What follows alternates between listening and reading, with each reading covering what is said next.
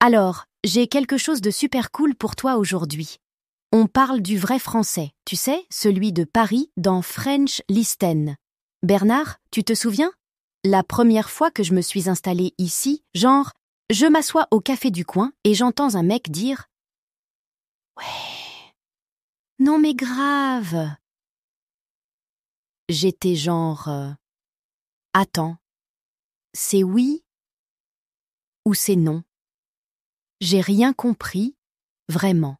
Ah, mais ça, c'est tellement parisien. En fait, ouais, non, mais grave, c'est du grand classique ici dans le Marais. Ça veut juste dire, genre, je suis totalement d'accord. Sauf que tu vois, il balance toutes les options dans la même phrase. C'est intense. Mais c'est aussi cette manière qu'ont les Parisiens de tout accélérer, de te répondre cash, tu vois? C'est vrai.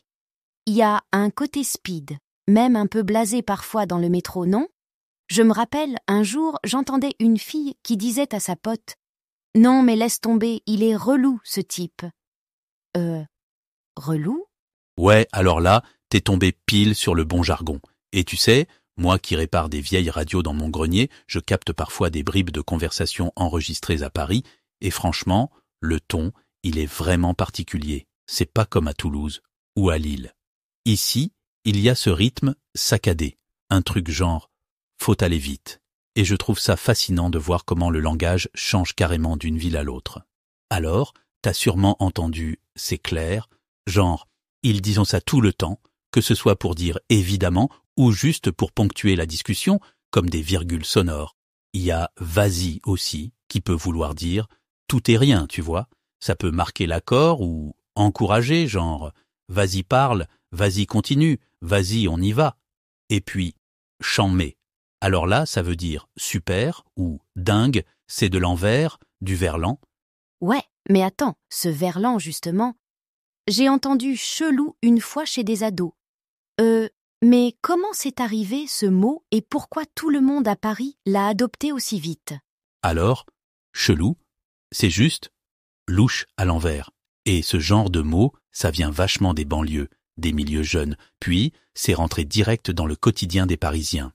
Tu remarqueras, pas mal de mots du verlan se glissent dans les discussions, comme ouf pour fou ou meuf pour femme. C'est super vivant, ça bouge tout le temps, le vocabulaire. Mais ça peut dérouter, genre, la fois où j'ai voulu commander un café, j'ai dit poliment « un espresso s'il vous plaît » et le serveur m'a juste répondu « ça marche ». J'étais genre « ça veut dire quoi? Il va marcher ou il va m'en ramener un ?» Pareil sur les quais, j'ai entendu « on se pose ?» Au début, je croyais qu'il demandait de s'allonger. T'imagines? Ah, Mais oui, t'es pas la seule. Ici, chaque petite phrase a une mini-histoire et tout le monde pigé sur le moment. C'est ça, la magie du parler parisien. Beaucoup de sous-entendus et des codes parfois impénétrables pour un œil neuf. bon, j'avoue, la toute première fois que j'ai essayé d'imiter l'accent parisien, c'était chez des amis. J'ai dit genre « mais ouais, c'est trop stylé ici ». Et tout de suite, ils m'ont regardé en mode « non, non, t'es pas d'ici toi, hein ?» J'étais morte de honte. Haha, classique. Faut pas trop forcer. Mais tu sais, un super moyen de piger le parler parisien, c'est de mater des séries françaises sur Netflix, genre 10% ou Plan Cœur, parce que t'as les intonations, les phrases, même les hésitations. Et si tu veux progresser vite, rien ne vaut traîner dans une brasserie un peu bruyante, t'asseoir au comptoir et écouter les gens râler, blaguer, commenter, tu vois? C'est fou aussi comme il y a des mots anglais qui se glissent sans prévenir dans les phrases « c'est cool, je vais chiller ce week-end ». Je crois que même les tics de langage deviennent des running jokes entre amis, genre le bref placé toutes les deux phrases, c'est tout un art. Absolument. Et tu sais, le français parisien, c'est un peu comme un vieux vinyle. Ça grésille, ça saute, mais il y a une vraie chaleur dedans. Et aussi, les mots évoluent hyper vite. Tu discutes avec quelqu'un de 20 ans, puis un de 50, c'est pas la même musique. Mais ils se captent quand même, à coups de clin d'œil ou de mimique. Justement, t'as remarqué comment certains quartiers ont carrément leur propre lexique. Je trouve que dans le Marais, on entend plus de trucs style arty, genre « c'est stylé ». On se fait une expo? Et à Belleville, il y a une autre vibe, des mots du monde entier qui se croisent. Ah ben à fond. Le langage s'adapte à l'ambiance. Le Marais, c'est plus branché, c'est hype. Alors qu'à Pigalle, tu vas entendre des réflexions parfois beaucoup plus cash, plus brutes de décoffrage. Et franchement, les marchés ou les petites boutiques, c'est là que t'apprends les vrais codes. Genre au marché d'Aligre, écoute les vendeurs discuter, ça vaut tous les manuels de français. Trop vrai. Et puis pour capter l'atmosphère, faut venir en dehors des heures de pointe. Sinon, t'as que des touristes. Mais dès que tu prends ton temps, tu participes à une visite guidée ou même un atelier genre cuisine, tu décroches vite les expressions qui font tout le charme du lieu. Oui, faut juste tendre l'oreille, éviter les trajets classiques et s'installer, même 5 minutes, devant un zinc. On entend des perles, je te jure. Parlons humour. Sérieux, je crois que rien ne ressemble à une blague de Parisien. C'est tout dans le ton, avec des phrases comme « arrête ton char » ou « c'est pas Versailles ici ». Et puis plein de jeux de mots tout le temps, même pour demander du pain. Ah, mais carrément, l'humour ici c'est hyper spontané. Y a pas cette distance, on rebondit tout de suite. Quoi? Mais tu rêves, là. Et en vrai, faut savoir balancer une vanne, mais aussi la recevoir, sinon tu catches rien à la discussion parisienne. Tu crois que pour choper cette aisance à l'oral, faut faire quoi? Genre improviser, suivre un atelier stand-up? Ouais, franchement, participer à des ateliers d'impro ou juste tchatcher avec des Parisiens dans un café, c'est le meilleur entraînement. Plus t'essayes, plus tu développes tes réflexes, tu te surprends à inventer des répliques du tac au tac. Et puis, tu te plantes, tu rigoles, c'est comme ça qu'on apprend. Mais attends, c'est pas que les mots, hein? J'adore observer le langage corporel ici. Les sourcils qui montent, les bras qui s'écartent, le fameux « bof » avec la bouche un peu tordue. On dirait que chaque phrase a sa petite chorégraphie. Mais oui, le silence aussi, c'est tout un art. À Paris, quand quelqu'un marque une pause ou baisse la voix, il y a tout le monde qui s'arrête, genre tout le monde pige qu'il se passe quelque chose d'important. Le rythme de la conversation s'est jamais trop posé, ça repart vite. Tu conseillerais quoi à celles et ceux qui veulent s'intégrer là-dedans? Juste observer ou... Faut regarder, pratiquer, genre tu te poses dans un groupe, tu repères qui fait quoi avec ses mains, tu tentes de répondre dans le même style, d'ajuster ton ton. Au début, tu fais un peu robot, mais petit à petit, tu rentres dans la danse du conversationnel parisien. Avant de finir, petit défi express. Tu me balances 3 expressions de tous les jours indispensables ici. Vas-y. Facile. Tu prends « c'est chaud » pour dire que c'est compliqué ou tendu, ça passe ou ça casse, genre on tente le coup. Et « être en galère » pour dire qu'on rame, quoi. J'adore. Et ça en dit long sur l'ambiance. En fait, ce qui aide vraiment, c'est écouter les Parisiens parler dans les séries ou les podcasts comme French Listen, hein? Et puis, faut pratiquer avec des vrais gens, petits verres en main, atelier ou sortie linguistique. Comme ça, on ose utiliser ces expressions. Absolument. Et franchement, à chaque conversation, tu captes un truc nouveau. C'est là que tu sens que tu fais partie du décor. Bon, Bernard, je crois qu'on a fait le tour du pari des mots. Pour aujourd'hui. On se retrouve très vite. Et en attendant, essayez de placer un chanmé dans la semaine. Regardez maintenant la deuxième partie de l'épisode. Elle vous réserve encore plein de conseils utiles et de surprises. Et si ce podcast vous a plu, pensez à vous, s'il vous plaît, abonner et à cliquer sur j'aime pour nous soutenir. Salut à tous, bienvenue sur French Listen. Ici Bernard. Et, je suis avec Sandra Puebla comme toujours. Aujourd'hui, on va plonger dans un sujet qui fait débat, qui fait sourire, parfois même grincer des dents, le fameux français, ou plutôt le français des Parisiens. Alors, Sandra, tu te souviens de la toute première fois où t'as entendu l'accent et le rythme parisien? Oh ouais, je m'en rappelle vraiment. Clairement, en fait, j'étais à Paris depuis à peine 2 jours. Je débarque dans une petite boulangerie du Marais. Je demande, je me souviens genre super poliment, « Bonjour, une baguette s'il vous plaît ?» Et là, la vendeuse me répond avec un débit carrément supersonique. Genre, c'est pour tout de suite? Tradition ou trad?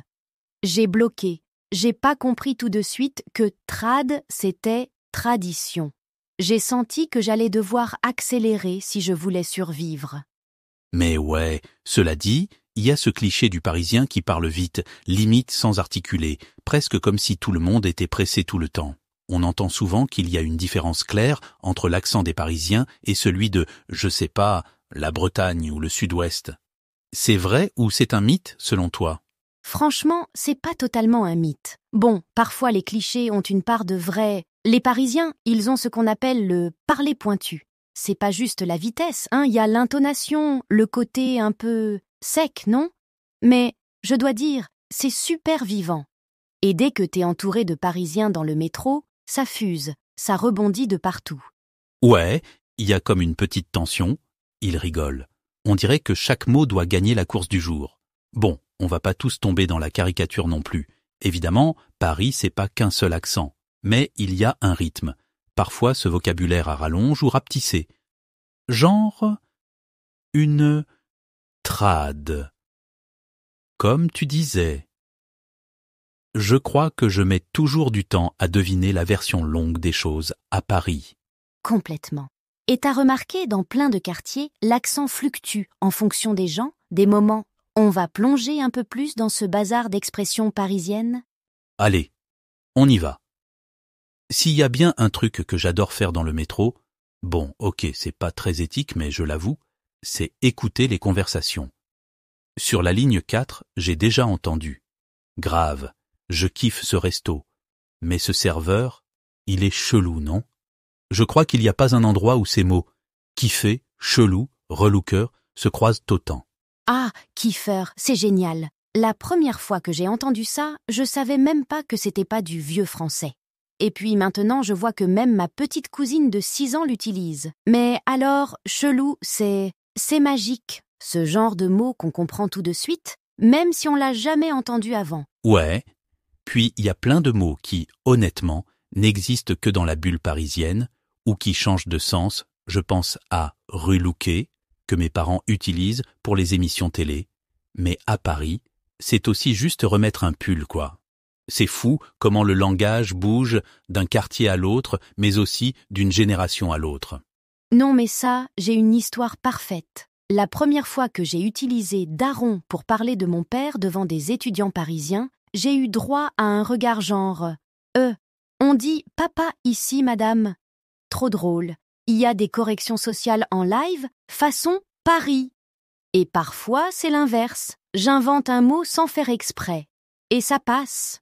Mais c'est vrai qu'on sent l'impact des jeunes là-dessus, tu crois pas? Les étudiants, les lycéens, ils font évoluer le lexique 10 fois plus vite que les académiciens. Oh, absolument. La langue, surtout le français parisien, c'est comme, je sais pas, une appli qui se met à jour sans arrêt. Ce que tu viens de dire me fait penser à un truc. À Paris, la langue, c'est aussi un vrai marqueur social. Genre, entre le 16e Passy, très chic, et Belleville, beaucoup plus populaire, tu sens direct le contraste dans la façon de parler, les expressions. Carrément. Je me souviens, une fois, dans mon atelier de réparation radio du côté du 10e, je discutais avec un réparateur, un type super sympa. Il pouvait passer, littéralement en 2 phrases, du français ultra châtié à l'argot bien tassé, genre « ça va mon gars ?» puis, un instant après, super poli. « Avec vous, monsieur ?» Et tu sens, il adapte direct au public, à son environnement. Et le verlan, on en parle? Chelou, dont tu parlais tout à l'heure, c'en est le plus classique, mais il y a toute une grammaire parallèle, ça me fascine. À la base, c'est un outil d'identification. Les jeunes, ou certains groupes, ils s'en servent pour se distinguer, pour créer du lien. Ou exclure, parfois. Ouais. Une espèce de badge social, quoi. C'est un peu comme porter un vieux blouson en cuir déniché sur un marché du 18e. Tout dépend où tu le mets, comment tu le portes. Le langage fonctionne pareil ici. Tu changes un mot, tu changes de tribu. Et t'as remarqué comme certains endroits deviennent des vrais laboratoires à expression? Oui, chaque quartier à Paris, c'est genre un mini-univers linguistique.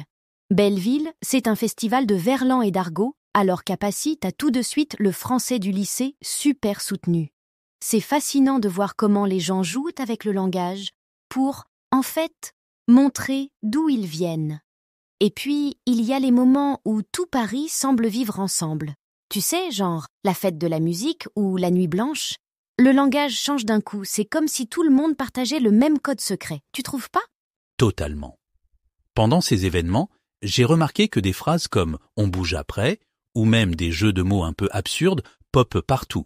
T'as aussi tout ce vocabulaire festif qui revient, l'ambiance devient encore plus inclusive, si je peux dire, mais aussi codée. Même les touristes, ils essaient de choper le ton. Oui, et j'ai l'impression que pour vraiment capter le parler parisien, faut le vivre dans la rue, pas juste dans les livres. Un conseil que je donne souvent. Si t'as l'occasion d'aller à la fête de la musique, commence juste par écouter autour, chope des mailles nous intègre 10 fois plus vite, même si tu fais des petites fautes. C'est même ce qui te rend sympa. C'est vrai. Et c'est l'occasion parfaite pour, je sais pas, tester un « on se capte plus tard » sans te demander si c'est grammaticalement parfait. Genre, c'est le moment ou jamais pour lâcher prise. Absolument. Et puis, ça te donne un vrai sentiment d'appartenance, l'impression de faire partie d'une grande fête. C'est ça, le Parisian vibe. En parlant de vibe, si tu passes une soirée dans un café de Montmartre ou sur une terrasse du quartier latin, t'entends pas du tout le même français qu'à Bastille. Certains lieux ont leur propre vocabulaire. C'est comme des mini-îlots linguistiques dans la ville. Ah, mais c'est clair. Les marchés, par exemple, les vendeurs, ils ont une façon de t'interpeller, un peu bourrue mais hyper chaleureuse. Allez ma belle, 2 € le kilo. Et dans les cafés, t'as le classique. On vous laisse la carte ou c'est bon? J'adore ces tournures. Elles font vraiment partie de la couleur locale. Ouais, et ces lieux-là, ils font évoluer le langage, surtout dans les quartiers touristiques. Des mots se mélangent, parfois l'anglais débarque dans une phrase, genre bruncher, boost, enfin bref, on croirait que chaque rue invente son argot du jour. Trop. D'ailleurs, un conseil que je donne tout le temps. Les balades dans Paris, c'est pas juste pour les monuments. Marchez dans les quartiers, ouvrez les oreilles, repérez les expressions que vous captez pas et, honnêtement, osez demander ce que ça veut dire. Les Parisiens aiment bien expliquer leur jargon, souvent. Exactement. C'est une sorte de jeu de piste, version linguistique. Plus tu explores, plus tu captes des nuances. Tu t'appropries l'esprit du quartier. Tiens, en parlant d'esprit de quartier, on passe à un truc qui me fascine grave, le street art parisien.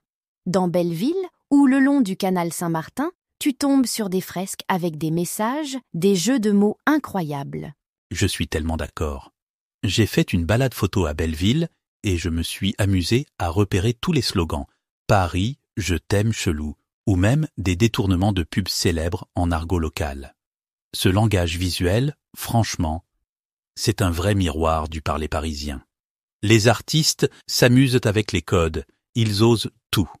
Et puis, ça rassemble les habitants aussi. Ils voient le même tag tous les matins. Ça crée une sorte de complicité tacite. D'ailleurs, si jamais vous voulez explorer Paris différemment, partez en chasse aux messages de street art, notez les expressions qui reviennent. Essayez de piger les subtilités. Regardez maintenant la 3e partie de l'épisode qui vous réserve encore plus de conseils utiles et de surprises. Et si vous aimez ce podcast, n'oubliez pas de vous abonner et de cliquer sur j'aime pour nous soutenir. Aujourd'hui, À tout à l'heure pour la suite de l'épisode. on s'attaque à un sujet fascinant, je trouve, le langage des jeunes. Ah oui, En France, ces expressions-là qui changent tout le temps, on va essayer de décoder un peu tout ça. un vrai défi. Ça évolue si vite. Carrément. Et puis on va aussi parler de ce fameux parler parisien. Ah, le grand débat. Mythe, réalité, on va essayer de démêler ça. Accrochez-vous, quoi. Ça promet d'être intéressant. Pour faire ça bien, on a pas mal de sources. Oui. Des blogs comme Français avec Pierre, EFGO Blog, Paris Zigzag aussi, Intercountry pour l'histoire. D'accord, assez varié. Oui, et puis des discussions sur Reddit, des analyses plus linguistiques, Wikipédia même, Paris Babel, et un petit tour sur TikTok, évidemment. Ah, incontournable aujourd'hui pour voir ce qui se dit. Voilà, l'idée c'est vraiment de décrypter ces expressions de jeunes, de voir d'où elles sortent. Les origines, c'est souvent surprenant. Oui, et de comprendre ce truc du parler parisien. C'est quoi au juste? Ok, on décortique. Allons-y. Alors, commençons par ce langage des jeunes.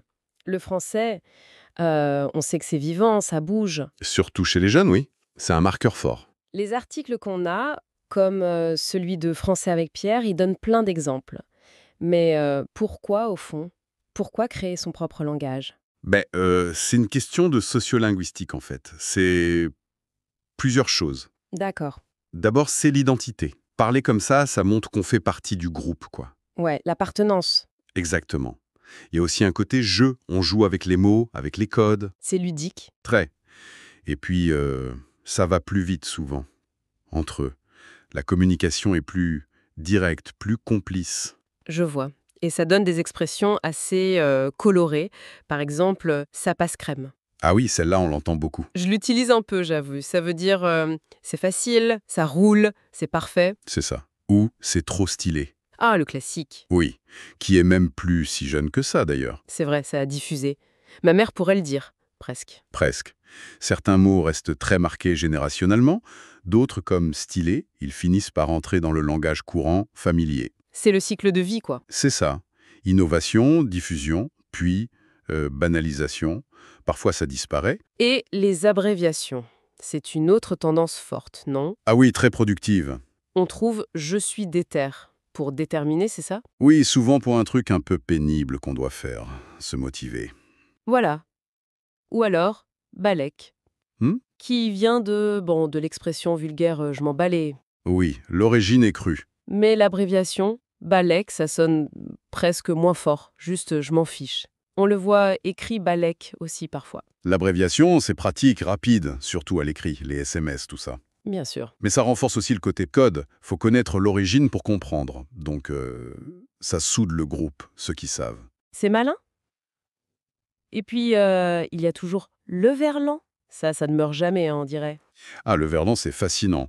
Le principe est simple, inverser les syllabes. Chum pour moche, Voilà, meuf pour femme, ouf pour fou, des piliers. et vénère pour énervé.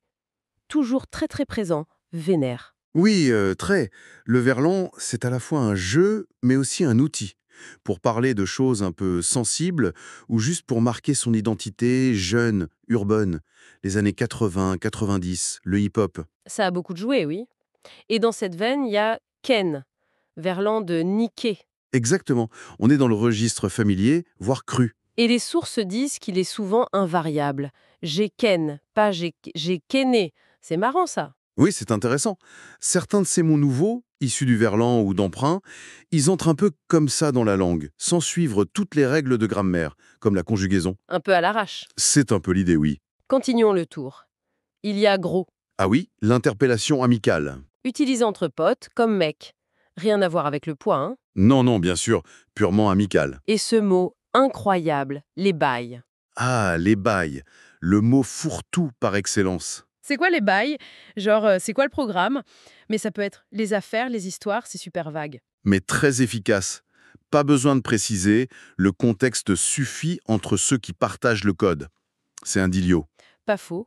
Et puis, évidemment, Internet, les acronymes. Incontournable. Être en PLS, Oui, la position latérale de sécurité. qui est devenu être KO, fatigué, Le détournement est génial. Très expressif. WTF. Bon, ça vient de l'anglais what the fuck. Oui, mais en français, c'est souvent moins vulgaire, non? Plus une exclamation de surprise. Oui, genre, c'est quoi ce délire? Et LOL, MDR, on les entend même à l'oral maintenant. Oui, c'est ça qui est frappant. De l'écrit à l'oral. L'influence de l'anglais via le net, la culture pop, c'est énorme. C'est clair. Et pour les sentiments moins joyeux, on a avoir le seum. Très répondu. Être dégoûté, énervé, frustré. Une source mentionne une origine arabe possible. Seum pour venin, rage. Ça colle parfaitement en sens, oui. C'est un super exemple d'emprunt à l'arabe qui s'est intégré, surtout en ville, le brassage linguistique. Et le classique, j'en peux plus. Alors ça, c'est plus ancien du français familier, Oui, mais peut-être surutilisé aujourd'hui. Pour dire qu'on est épuisé, saturé. c'est possible. Ça exprime bien une certaine lassitude, un trop-plein de notre époque peut-être. On a aussi des verbes sympas. Charbonner, Travailler dur. qui vient de aller au charbon, une vieille expression parisienne du début du XXe. Oui, une belle réactivation. L'argot puise partout. Et les sources citent aussi wesh, l'interjection d'origine arabe, ou des mélanges comme t'as dead ça. Popularisé par Aya Nakamura, oui. Le franglais créatif. Donc, en résumé, c'est un sacré mélange, cet argot urbain. Ah oui, verlan, abréviation anglais d'Internet, arabe des quartiers, vieil argot qui revient, franglais, c'est un vrai laboratoire. Un bouillon de culture linguistique. Et beaucoup de ça, on l'entend où? À Paris notamment. Souvent, oui. Les grandes villes sont des accélérateurs. Ce qui nous amène à la deuxième partie, ce fameux parler parisien. Est-ce que ça existe vraiment, un accent, une façon de parler typique de Paris? Alors là, Là, ça se corse, hein. Les sources, Wikipédia, Reddit, TikTok, tout le monde a un avis, mais c'est pas si simple. c'est très complexe. Parce que Paris, c'est ambivalent. C'est le lieu historique où s'est forgé le français standard, la langue du pouvoir, de la culture. La référence, quoi. Voilà. Mais en même temps, Paris, c'est Paris-Babel, comme dit le livre. Un lieu de brassage énorme, de migration, d'innovation linguistique qui viennent d'ailleurs ou d'en bas. D'accord. Le français standard, celui sans accent régional fort, on l'associe souvent aux classes éduquées de Paris, de la région parisienne et d'une partie nord et centre-ouest. Donc, définir un accent parisien comme une déviation de ça. C'est paradoxal. On peut parler de l'ancien accent populaire, le titi parisien, la gouaille, Oui, des films des années 30-60. c'est ça. Mais ça a quasiment disparu. Ce qui expliquerait pourquoi, comme le dit un commentaire sur Reddit, le parisien typique pense ne pas avoir d'accent. C'est ça. C'est toi qui as un accent. L'accent parisien, ce serait l'accent neutre, celui de la télé, de la météo. C'est une perception très forte, liée à l'histoire. Mais aujourd'hui, les différences qu'on entend à Paris, elles sont surtout sociales, je pense. C'est-à-dire? Le parler bourgeois de certains quartiers n'est pas le même que celui des quartiers plus populaires, plus influencés par les parlers de banlieue, l'immigration. Il n'y a pas une parler parisien, mais des parlers parisiens marqués socialement. Intéressant. Mais alors, tous ces tics de langage qu'on colle aux Parisiens, Ah, les stéréotypes, oui, les sources en liste plein, les abréviations type on se fait un déj? ça c'est du français familier général, déj, à part, resto, tout le monde dit ça. Ok. Les interjections alors? Puf, bah en fait, Pareil, très très courant partout en France. l'utilisation massive de genre, ou les superlatifs, incroyable, dinguerie, c'est lunaire. Ça c'est très tic-tac en ce moment. Oui, c'est plus un marqueur jeune connecté actuel qu'un marqueur spécifiquement parisien. On l'entend sûrement beaucoup à Paris parce que c'est grand et jeune, mais pas seulement là-bas. D'accord. Et la prononciation est, on parle souvent du E muet qui saute, cette semaine. Ça c'est juste le français parlé rapide et familier. Partout, zéro spécificité parisienne là-dessus. Ok. Et ce truc bizarre lu sur Reddit, d'ajouter un « en » à la fin des mots, une ligne de production « en Alors ça, c'est plus curieux. Si ça existe vraiment, ce serait peut-être un sociolecte très précis. Un marqueur de groupe social, peut-être, à Paris, oui. Mais ça reste à vérifier. C'est anecdotique pour l'instant. Et la fusion du « un » et du « un », que brun et brun sonnent pareil, un peu comme « un Ah ça, oui, c'est une évolution phonétique réelle et bien étudiée. Elle est très présente à Paris, c'est vrai. Mais elle se diffuse aussi beaucoup ailleurs, surtout chez les jeunes. C'est une tendance lourde du français actuel, pas un trait exclusivement parisien. ».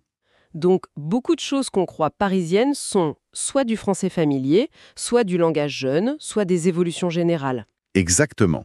Il faut vraiment faire la part des choses. Et puis, il y a l'attitude qu'on associe au langage urbain, frimer avec le meilleur brunch de Paris, râler sur le métro, dire j'en peux plus, vouloir des vacances ou être au taquet. Là, on est carrément dans le stéréotype sur le mode de vie parisien. Ça colore la perception du langage, mais ce ne sont pas des faits linguistiques en soi. Donc, le parler parisien homogène, unique, C'est largement un mythe, oui, ou du moins une simplification énorme. Ce qui caractérise Paris linguistiquement, c'est plutôt le brassage, le mélange, l'intensité des échanges. c'est beaucoup plus complexe et nuancé en fait. Tout à fait. Mais, si on change d'angle, il y a des expressions qui, elles, sont nées à Paris, avec une histoire bien précise. Ah oui, l'étymologie locale, ça c'est passionnant. Le site Intercountry donne des exemples géniaux, comme être charrette. Oui, l'école des beaux-arts. Les étudiants archis qui transportaient leur rendu en charrette au dernier moment. D'où l'idée d'être débordé à la bourre, c'est resté, hein. C'est resté. Ou se faire arrêter par les poulets. Ah, un classique. Ça viendrait de l'ancien marché aux volailles, là où est la préfecture de police sur l'île de la Cité. Exactement. La géographie de la ville qui marque la langue. C'est beau, non? C'est fou, hein. Et métro, boulot, dodo. Ça, c'est plus récent. Années 60, un slogan, une affiche militante à Paris contre l'aliénation de la vie moderne. Qui est devenu le symbole de la routine.